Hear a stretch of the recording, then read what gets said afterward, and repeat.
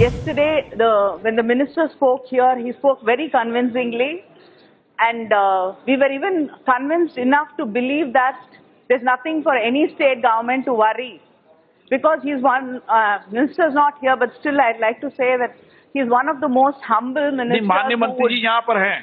No, I'm not complaining, I'm just saying that he's one of the most humble ministers, and many of us have to learn from him. And he was very convincing, and I think even when he spoke to all of us in the Rajya Sabha when we wanted the bill to be sent to the select committee, the way he negotiated with us and listened to us was admirable. But still, we have a lot of concerns about the bill, sir. After the bill was sent to the select committee and all of us made amendments, we had given suggestions and amendments to the bill. Nothing, not even one of the amendments have been carried out, and there has no change to the bill. It's brought back in the same form it was, without one single amendment which was carried out. So, the minister said that the power of the states will not be infringed upon. And if a state wants to opt out, it can. But this is a promise he has given in the floor of the House. Tomorrow, anything can happen in politics. Anybody else can take his place and the government can change. So just a mere promise in the floor of the House is insufficient for us, for any state government, to feel confident that the promise will be carried out and fulfilled. When you go back and read the bill, we can actually identify many places where the central government is taking over the rights of the state governments. So the central government already has under its control 3 modes of transports: the airways, seaways, and railways. Now it wants to completely take over the road transport also. So before going into the state rights, I'd also like to talk about another concern. The bill provides that the central government will set the design, construction, and maintenance standards. And it will also impose a penalty for non-compliance of the safety standards with a fine of up to 1 lakh rupees. It may be noted that in 2017-18, the NAHAI awarded 24 highway construction projects worth 20,000 crores, covering the length of 1,280 kilometers, which average comes to around 15,000 crores per kilometer. And the government wants to impose a fine of 1 lakh when the money awarded is 15 crores. What will a fine of 1 lakh actually mean to the contractor who's violating the rules? And one more, when I come to the state rights, there are many places where the state government's rights are being taken away.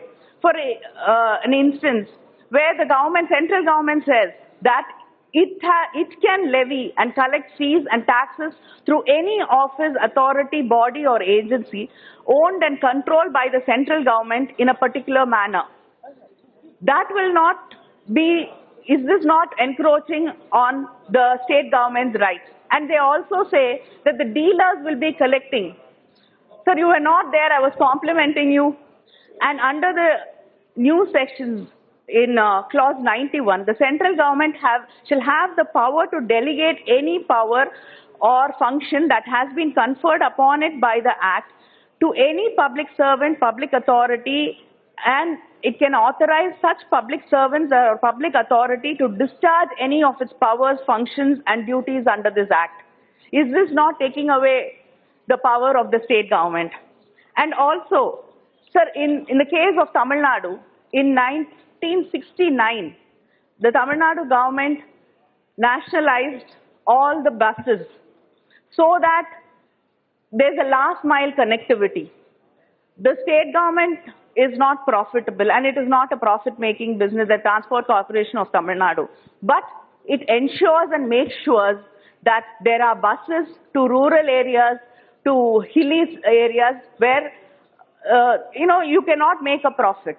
And if the central government now interferes and brings in private players, this will completely ruin the state government policy and the state government's right to run these buses at the profitable centers, because the private players will be only interested in running their buses in the profitable centers.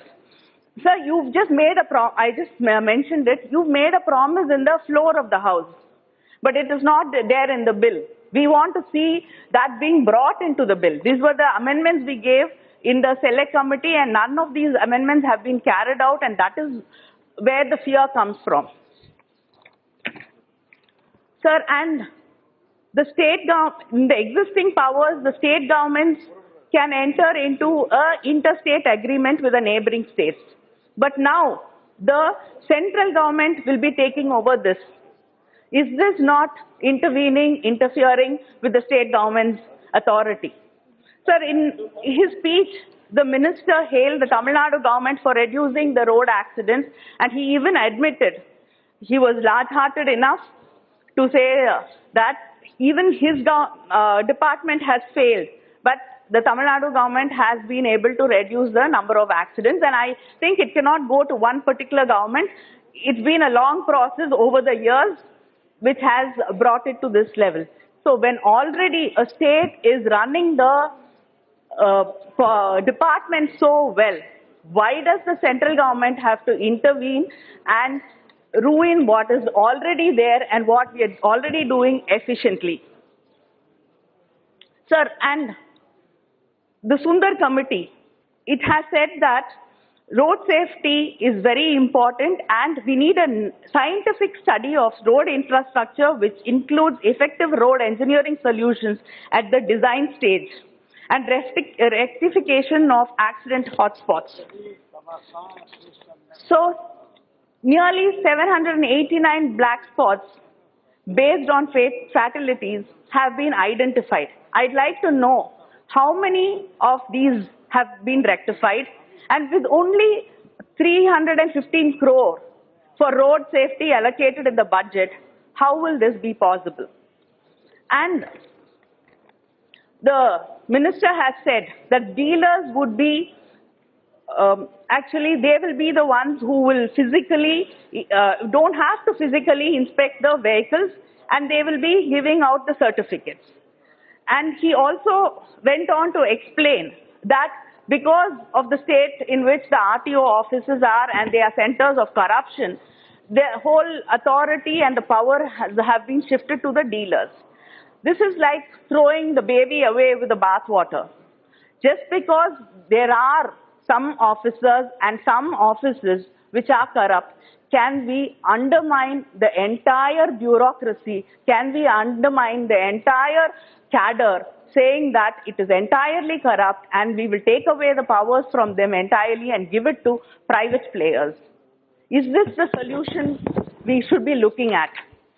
And the minister also said that if you know to drive, it is enough. You don't need education qualifications to become a driver.